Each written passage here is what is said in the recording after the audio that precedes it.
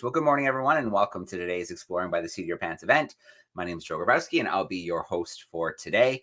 We are running out of September, but we still have a really, really busy week in store before that happens.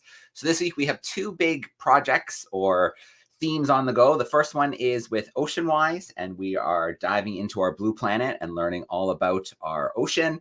And then we're also teamed up with the Explorers Club for Climate Change NYC. So we're talking to scientists, explorers, filmmakers from around the world who are sharing their experiences, documenting climate change, searching for solutions, and really kind of bringing what they're seeing to us back in our homes, in our classrooms, and things like that. So I'm really excited to have joining us today. It's been a little bit since we've caught up with Paul Salopek on his Out of Eden walk. So this 21,000 mile Out of Eden walk is a decade-long experiment in slow journalism. So walking from Ethiopia to Tierra del Fuego in South America, moving at the beat of his footsteps, Paul is walking the pathways of the first humans who migrated out of Africa in the Stone Age and made the Earth ours. So as he's doing this, he is covering the major stories of our time, from climate change to technological innovation, from mass migration to cultural survival. And he is giving a voice to the people who inhabit them every day. So recently he was in South Korea. He's now made his way to Japan. Let's bring Paul with us right now. Hey, Paul, how you doing? Hey, Joe. Good to see you again. It's been a while. Yeah, absolutely. It's great to see you. Making your way to Japan. You've got North America on the horizon. Things are moving. Yeah, no, it's true. I've been walking through Africa and Asia, and for the last 11 years, and that's coming to an end, that chapter.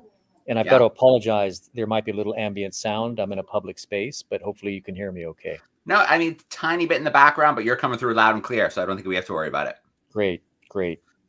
Awesome. Well, it's great to have you for Climate Week. You've been on the ground in so many different countries, so you've really seen firsthand how people are coping with it, and a lot of them are stories that we just don't hear. Small farmers, small communities, and those stories don't filter through. Right. No, it's true. I'm not a climate scientist, but I am a journalist, and I talk to a lot of people along the trail that I've been walking, and we talk about all the usual things that maybe acquaintances or strangers talk about when they meet for the first time. We talk about, our families, we talk about our work, but we also talk about the weather, right? Climate. And I think that all along the way, it's been a relentless, unchanging theme of conversation across languages, cultures, geographies. Everybody's talking about how strange the weather is, not only how strange. It started out 10 years ago or more, how strange. Now it's how bad the weather is and how it's affecting people's lives in very serious ways. Yeah. All right. Well, you were kind enough to share some slides with me in advance, so I'm going to pull those up onto the screen, and then we'll work through them at your pace. If you just cue me with next slide, let's get into some of the stories, some of the people you've met. Great. Absolutely. Yeah. So think about this. If you're walking across continents, you're outdoors all the time, right?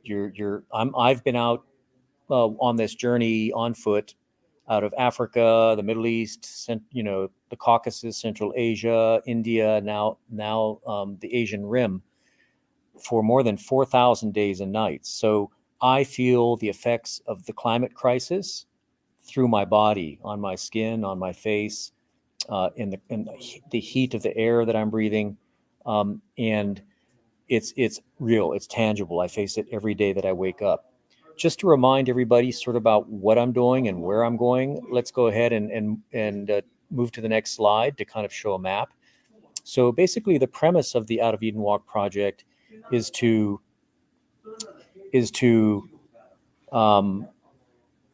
retrace the pathway of the ancestors out of Africa back in the Stone Age.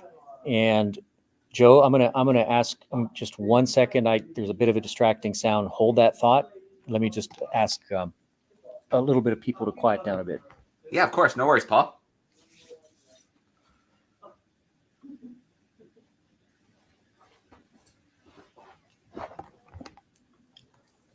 Hey, thanks. Sorry.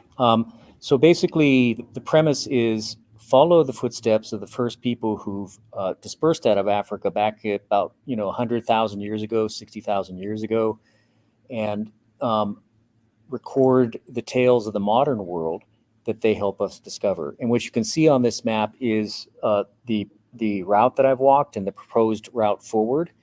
You can see that the journey began in Ethiopia way back in 2013.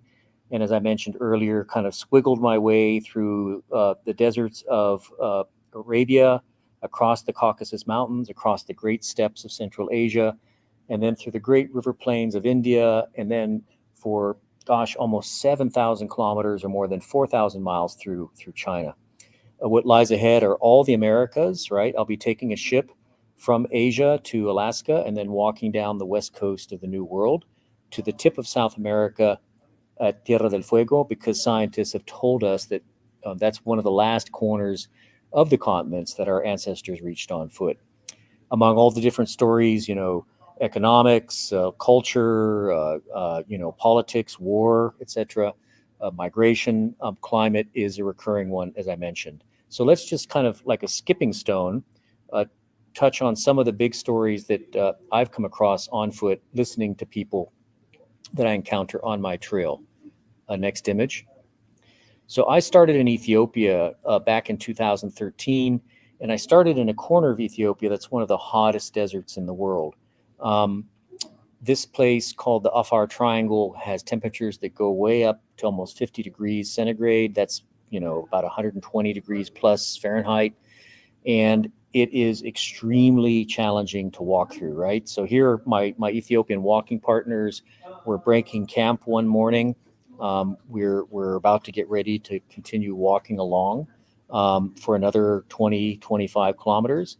Off camera are 2 cargo camels that we use to help us carry water, because this is a very, very dry place. This is a desert where the rains are very fickle. They're getting increasingly fickle, increasingly unpredictable, leading to, guess what? The first people I encounter who are climate refugees, people who are leaving their homelands because the weather has become so bad, so unpredictable, that if they're farmers or pastoralists using animals, they simply can't rely on surface water anymore to grow crops or to grow their herds of goats and feed themselves.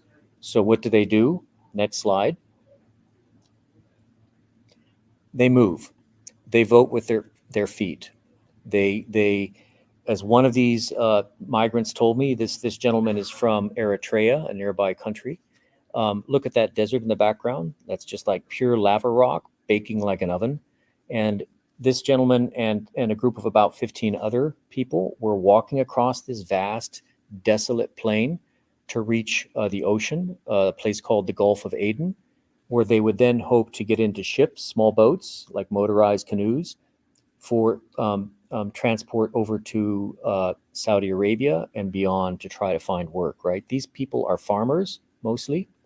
And what they said is, Paul, put yourself in our sandals. You can stay at home sitting on a tiny plot of land that is getting drier and drier every single year and just watch your family starve, or you can make this tremendous sacrifice to collect whatever you can of your possessions, to borrow money from your relatives, and set out on this very hazardous journey across the deserts of Africa, pushed by climate change, to find a life where you can merely survive. What I tell my readers who are wondering about why people are moving across the world, and we are living in this age of massive migration right now, more than 1 billion people on the planet work in places that are not where they were born. I tell them that it's a huge, huge sacrifice and a very serious decision to leave home, to go to a place where you don't know anybody, to try to survive by basically renting out your muscles to do physical work. Nobody undertakes this lightly. Nobody wants to do this. These folks are being pushed by climate crisis in places like Northern Africa. And ironically, this is maybe one factor that originally pushed us, our species, Homo sapiens, out of Africa way back in the Stone Age, to then begin colonizing the planet. Is there's a push factor of maybe savannas where we evolved were getting drier, water was drying up, animals were getting scarce, and we basically walked out of Africa all those millennia ago looking for the same kind of better life that human beings today are still doing. We're still walking these trails. Next image. Now, when people think about climate crises, often what comes up is heat, right? Global warming was one of the original names for this crisis. And people think of, like, cities getting hotter, water sources drying up, rivers drying up. There's not enough water to irrigate crops. All of that is true. But climate is extremely complex, and it's never the same impact in any different part of the world. There are microclimates that affect the distribution of rains. There is latitude that affects the intensity of storms. So I just wanted to share this one example with this image of how the climate crisis is not getting drier in Kazakhstan, Western Kazakhstan. It's actually making this vast grassland in Central Asia wetter. I talked to very old people who've lived in these grasslands for their whole life, people who are approaching 100 years old. And they said they had never seen so much rain in their entire life. There was so much rain, in fact, that species of grasses and plants were coming up that they, in fact, had never seen before. And it's extraordinary, because what that means that there were seeds lying dormant for generations in this vast steppe of Central Asia. And they would only germinate in hyper wet conditions, when in fact this steppe turns kind of into a quasi marsh, right? And that sounds great. Sounds good that, hey, okay, here's one positive benefit of climate crisis, is that this grassland gets wetter. But it actually was creating another problem, another unforeseen problem for folks trying to make a living. The people who live on these vast steppes are shepherds, and their sheep were getting mired in mud and often dying. So even when the climate changes in unexpected directions, as opposed to getting warmer and drier, getting wetter, it can have negative repercussions on the local economy. Next image. Let's move now thousands of kilometers and miles to the east, crossing into the Himalaya Mountains, the highest mountains in the world. And I crossed these mountains in a part of Afghanistan called the Wakhan Corridor. As you can see, the mountains behind me in this image are covered with snow. That's normal. And they also have glaciers. Geographers sometimes call this part of the Himalayas the third pole, right? The North Pole and the South Pole hold a lot of frozen water. These mountains are a third place on the planet Earth that hold a lot of frozen water. But guess what? With the climate crisis heating up, these snows are becoming thinner and the glaciers are also melting. Let me show you a contrast of some photographs of what that effect is. Next image. So here's a river valley in these same mountains showing intensive agriculture. These are grain fields, and in the distance you'll see a little bit of trees. In some cases, these are orchards producing nuts and also apricots, right? So guess what? With the melting of the glaciers, as the climate in this part of the planet gets warmer, the rivers are filling up. The creeks are gushing in ways that the farmers have not seen them ever before in their lifetimes. And when I spoke to the farmers, again, they thought this was a great thing. This is a good thing. They're saying, Paul, we're kind of in our glory years right now. We're able to extend our orchards, plant more trees, get more fruit, and have more economic stability, which was a novelty, something that their grandparents and great-grandparents couldn't count on, because the climate here is quite dry, high, and cold. Water has never been that abundant. But again, there's always a fly in the global climate ointment, as it will. When you think that the climate crisis is creating good news, in this case, again, it's only temporary. It's only passing. It's like a breath that will be gone in a few decades. Because once that glacial water is completely melted, and my friends, the glaciers take tens of thousands of years to build up. I mean, the last glaciation was more than 12,000 years ago. That's ancient fossil water. And the the heating of the planet in this part of Afghanistan that is melting them is basically like going to the ATM of your bank account and withdrawing all your money all at once. It's draining the water bank account of these farmers, so that this part of the world will soon run out of glacial water and become extraordinarily dry, much drier than it was for these people, their grandparents. Next image.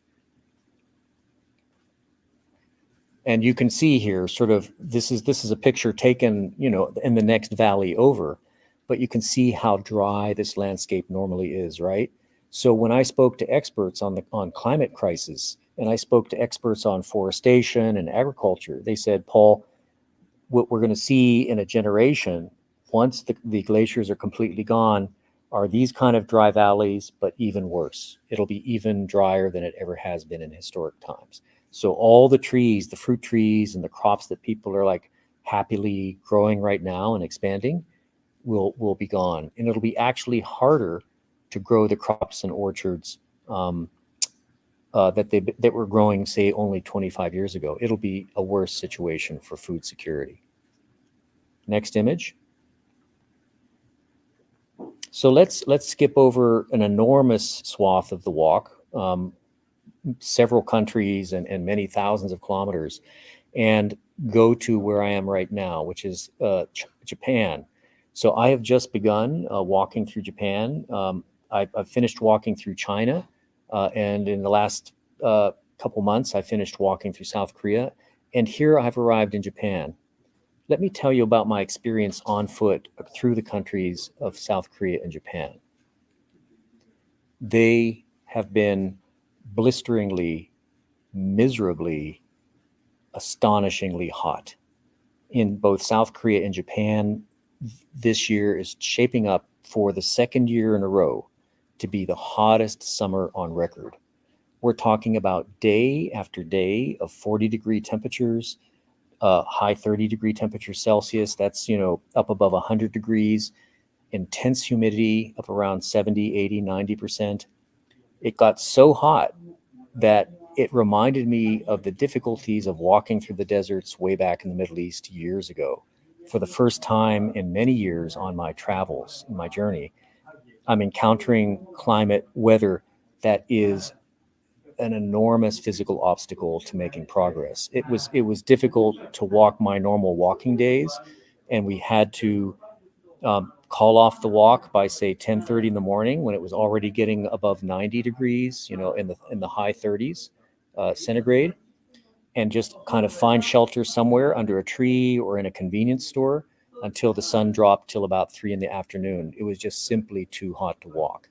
And nobody was outside. There were no human beings. These were depopulated agricultural landscapes. These farmers are working quite early in the morning. This is in the southern tip of the island of Honshu in Japan. These folks are harvesting sweet potato, and they said that we can only work before 10 in the morning, before it simply gets too hot. And they were telling me it's never been hotter. It's never been this hot before.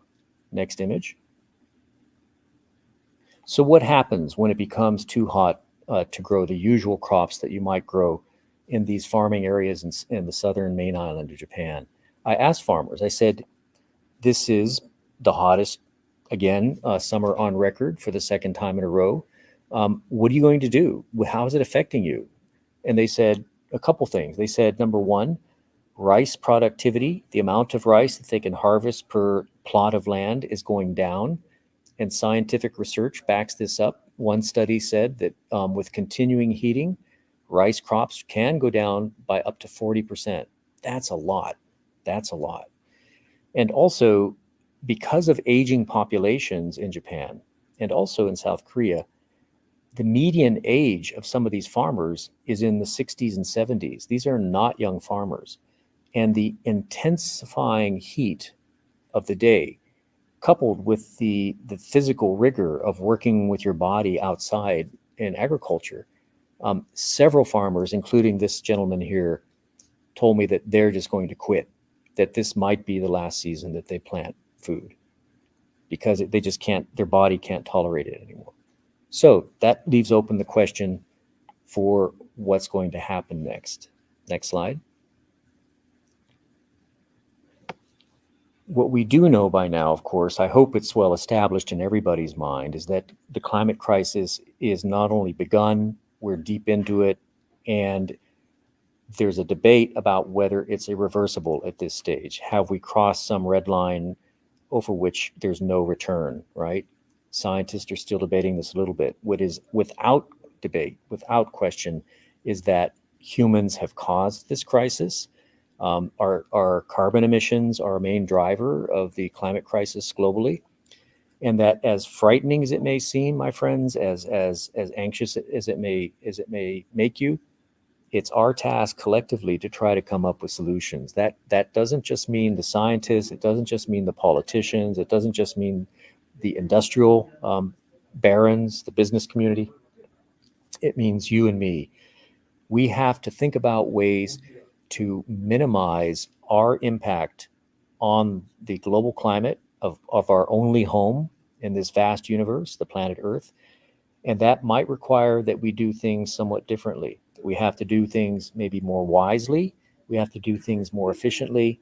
We have to use energy in a more sustainable fashion. It may require that we change certain habits that we have gotten used to, which is, burning fossil fuels, using energy demanding technologies, and also maybe, I dare say, try walking a little bit more, right? Rather than driving to places. I'm the walking guy. So that's one of my easy suggestions for anybody. So I'm going to stop it there, Joe, and happy to take any questions about what it's like to walk through the global climate crisis on foot for the last 11 years. All right. Well, thank you, Paul. As per usual, another great collection of stories. Two things really stood out to me while you were talking. One was what you kind of ended with what you've seen in South Korea and Japan, and how scorching the last 2 summers have been. And, I keep pretty up to date with the news, but I haven't heard anything about that. So, those kind of things aren't being covered. And maybe part of that is there's so much changes happening all over the place. It's hard to cover every story. I agree. Yeah, I think we're almost, and we're in some cases, we might even be getting a little numb to these kind of crisis stories, right? There's climate changing almost everywhere. And so the big news of what changing heat waves in places like South Korea and Japan maybe doing to food security in these countries is of great concern to the people who live in those countries, but we're not hearing too much of an echo outside, right? Because we're grappling with our own problems. Yeah. And the second thing that jumped out at me was the beginning when you mentioned like 4,000 nights out on the trail. And I look back in time, our first event was over 8 years ago now. So we've been following you for a while, and saw you in all different places all over the world, and in different conditions, and sometimes in the dark with a single light. So it's been fun to follow the journey. And I've, as you've seen, Joe, I've gotten a lot more weather beaten too since that first, conversation 8 years ago. I was a lot younger teacher back then. I was still teaching in the classroom back then. Yes. All right. Well, let's start meeting some of our classrooms. But before we do, I pulled together a quick little Kahoot quiz behind the scenes, because it's always fun to let the classrooms play and interact a little bit and see what knowledge they took away. So I'm going to share my screen here really quickly.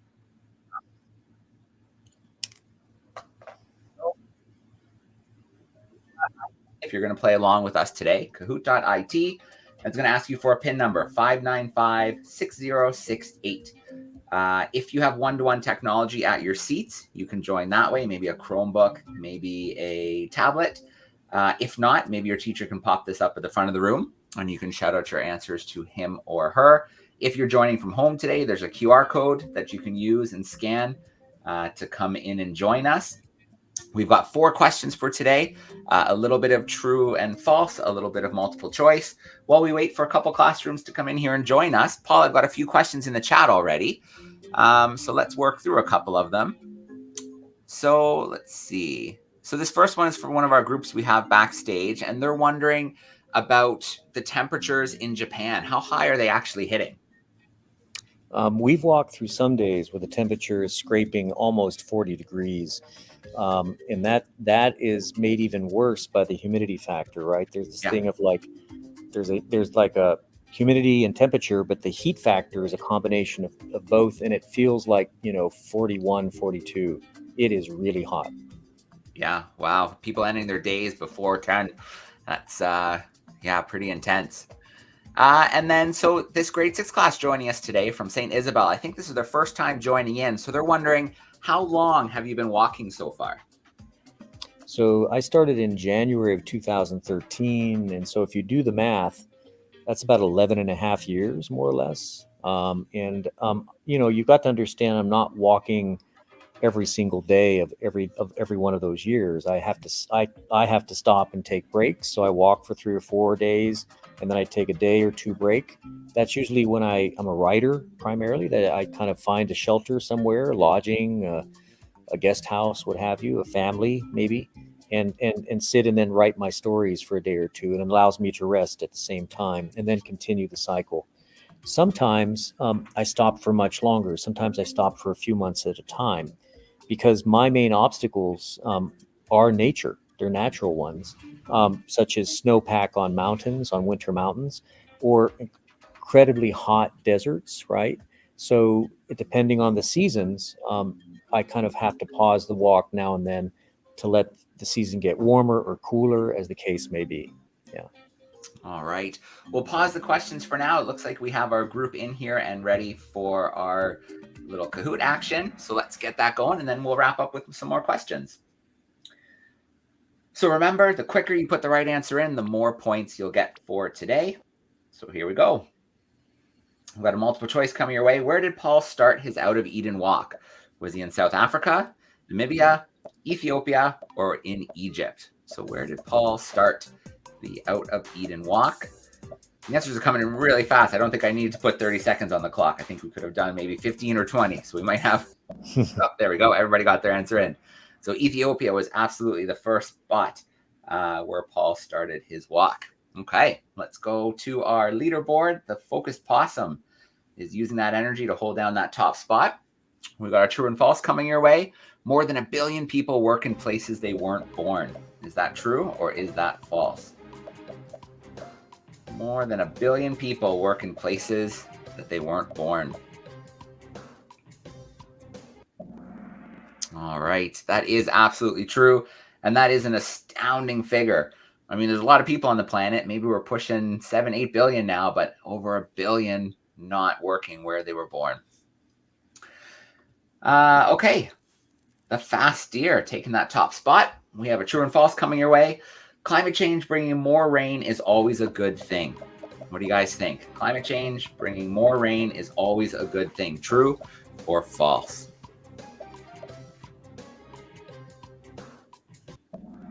All right. Good job, crew. Absolutely false. And Paul, it's interesting.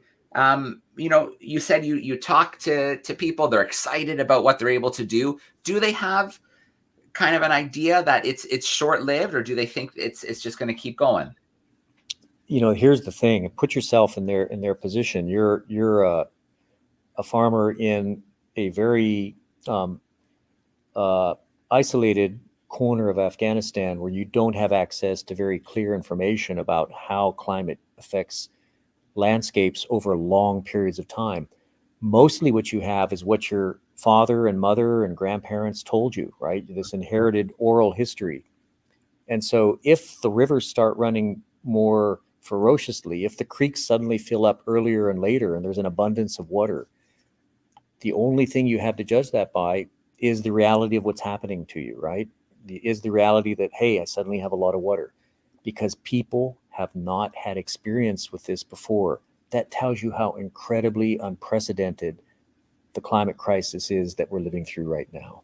Absolutely. There's no living memory, right, of this ever happening before. So when I would suggest to them what scientists say is that, hey, enjoy it while you can, because it's going to dry up even worse. Many of them, quite understandably, were skeptical. Yeah. Yeah. Oops, I went too fast. I missed who was in the lead. I guess we'll find out. This area of the world is sometimes called the third pole. Was it in the Rockies, the Himalayas, the Alps, or the Andes?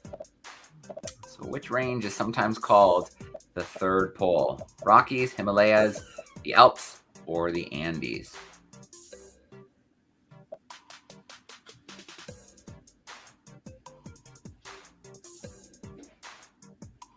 All right, you've got 5 more seconds to lock in your answer, and then we'll see how our podium ended up for today. So it is the Himalayas. Good job, crew. In third place, we've got the Rapid Dolphin. In second place, the Arctic Dingo. And holding down that top spot, the Fast Deer. All right, held on for those last few questions. Good stuff, crew. Thanks for playing along with us. And let's get some more of your questions in for Paul. I'm just going to turn off this Kahoot so we don't have to hear the music anymore. All right. So let's start off. Let's go to Alabama. We've got Mrs. Foster's class hanging out with us. I'm going to bring them in here front and center with us. How are we doing, everyone? Good. All right. We're ready for a couple questions. Okay, I have one. What is the funniest thing that has happened to you on your journey? That's okay. That's a great question. It makes me laugh. It's a funny question. The funniest thing, I mean, there's a funny thing almost every day. Sometimes it involves dropping a very important piece of equipment and then having to go back miles and miles for it, right? So there's kind of a clumsy funniness as well. You know, like just like in your life, you know, you guys joke with each other, you tease each other. There's a lot of that going on with my walking partners. You know, I don't know if you know, but I don't walk alone. I always walk with a local person who is not just my guide, who is more like my cultural window on this part of the world. And often we have a lot of laughs, basically because I'm kind of an ignorant, you know, outsider, right? I know nothing. I don't know how to, you know, prepare a meal. I don't know kind of the names of things. So I can often be myself, the funniest thing on my walk across the world. All right. Great question. And I imagine those moments when you do drop that important equipment, it's definitely not funny at the realization, but maybe you can look back afterwards. After that. Yeah, you know, I carry a GPS, right? So I can probably find it, right? Yeah. I just have to go back along my GPS track, one of the wonders of technology. And it is not funny at the moment. All right. You have another one handy there, Miss Foster's crew? Yes. Do you have any regrets from this journey? Any regrets? Not yet. You know, I mean, there's no regret that's been big enough to kind of have me question the journey completely, to kind of have me get close to a point where I can say I've had enough, and I want to stop. It's simply too interesting, right? Are there sacrifices? Of course there are sacrifices. Like in all life, everybody's life has sacrifices. I'm away from people I love a lot. They have to come to me. It's because I don't leave the walking trail unless it's very urgent. That's a sacrifice for them. But by and large, every day that I wake up, I mean, think about this, my friends. You wake up and you've never been to where you're going the next day. I don't know what's going to happen the next day. Everything is a surprise. And it also is an opportunity to learn something new. Some small detail about somebody's life, the name of a beautiful plant or animal, some interesting cultural tradition. If you have curiosity, if curiosity is one of the things that drives you, this project is golden. It just never stops bringing you riches. Yeah, good question. All right. Thanks for those great questions to start us off. We've got some grade 6s at St. Isabel. Let's bring them in here. How are we doing, grade 6s? So wait a second. All right, you gotta come closer. Yeah. We gotcha. Okay, so did you have different feelings as you passed by the different countries? Did I have different what? I'm sorry? Different feelings as you passed by the different countries? Yeah, absolutely. Yeah, good question. You know, emotions change. They're like the wind. You know, some days you feel good, some days you don't feel so good. maybe you have good days at school, maybe you have bad days at school. I have the same thing. And, as in my experience, I've decided that it's okay to have feelings that are good or bad. That's normal. That's human. It's sort of how we handle that, right? That's important, especially if we're among other people who we don't know. So, like when you go travel, when you go on holiday, you're meeting people.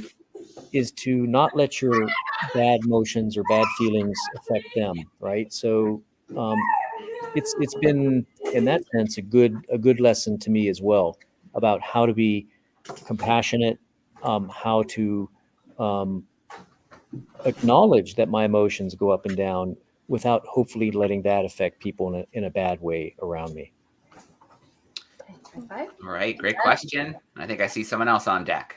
Hi. When did you get your interest in climate change? Yeah, really great question, because it makes any question that makes the other person think is a good question, and you're making me think. It was before this project. So I was a journalist, a reporter in Africa for 9 years.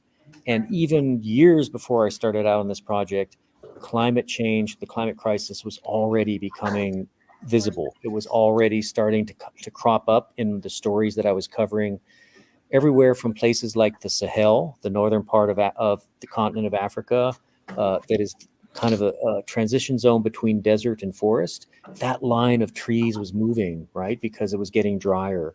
So just as I started talking to people in Africa, people were saying, this is not a joke anymore. We thought it was kind of like just a rumor. We thought it was kind of like made up, or we didn't really believe in it. Now it's really affecting my life. It's making it hard for me to make a living. It's making the environment sicker. So probably, gosh, at least 20 years ago. I mean, if you study climate change, you realize that people were talking about this 100 years ago. People have been talking about it a long time since we've entered the Industrial Revolution. It's been there. Great question. All right. Thanks, grade sixes. We have to go to Hamilton now. We've got a virtual crew with us, but Miss Colburn is holding down the fort. How are we doing today? Good. Paul, can you hear me? We're good? I sure can. Excellent. So first of all, thank you for all your images. I hope you do a storyboard one day. It'd be amazing. We'll be getting into running storyboards, so it'd be really cool. We have a student, Zayed, who's going to try and come on and give a question. Zed, do you want to give a question? Zed, are you ready to give your question? Yeah. Go ahead. Do I go? Yep. Yeah, go ahead, kiddo. Okay. So my question is that how many, where are you right now? Like, which country are you in right now? Seth, I'm in Japan right now. You're in Japan? Oh, okay. Yep. Okay, Miss Colburn, can I ask this one that you put into the chat? Yeah. So yes, this question is from Jack and Liam in our class. They were wondering, how do you actually view climate change with the technologies that you use, and what training do you have? Yeah, two good questions. So I'll take the first one, the last one first. I don't have any training as a specialist in climatology, right? I'm not a weather expert. But as a journalist, part of my job is to research and study topics before I write about them. So I have to talk to experts. I'm more kind of like the person who conveys information to the public and not the expert himself or herself.